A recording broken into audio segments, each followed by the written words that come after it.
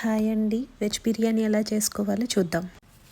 First stove on చేసి దానిపైన biryani pot పెట్టి గీ వేసుకొని కొంచెం లైట్గా వేడయ్యాక దాంట్లో జీడిపప్పు వేసుకోవాలి. జీడిపప్పు లైట్గా వేగుతున్న టైంలో మసాలా దినుసులు తెలుసు కదా, బిర్యానీ ఆకు, దాల్చిన చెక్క, యాలుకలు, లవంగాలు, చెక్క, మిరియాలు, సోంపు, కొంచెం జీరా, ఇవన్నీ వేసుకున్న తర్వాత అల్లం వెల్లిపాయ పేస్ట్ వేసి లైట్గా వేయించుకోవాలి.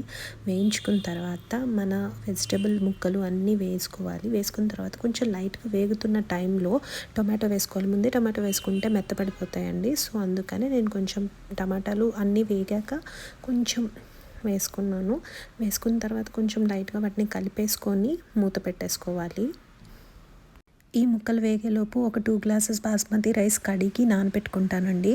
ముక్కలు వేగుతున్న టైంలోనే బిర్యానీ మసాలా వేసుకోవాలి. నేనైతే ఇక్కడ 2 స్పూన్స్ వేసుకున్నాను. ఒక హాఫ్ స్పూన్ జీరా పౌడర్, హాఫ్ స్పూన్ ధనియాల పౌడర్, కారం, సరిపడా ఉప్పు వేసుకొని కలుపుకొని మూత పెట్టుకోవాలి.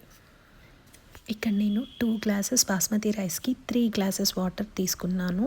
సో ఈ నీళ్ళని తీసుకెళ్ళి ముక్కల్లో వేసి ఎసురుని మరగనివ్వాలి.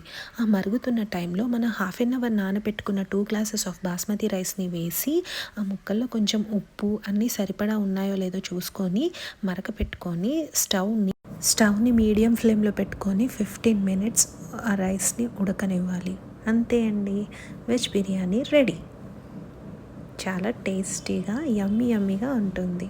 ఒకసారి ట్రై చేసి చూడండి. Thanks for watching.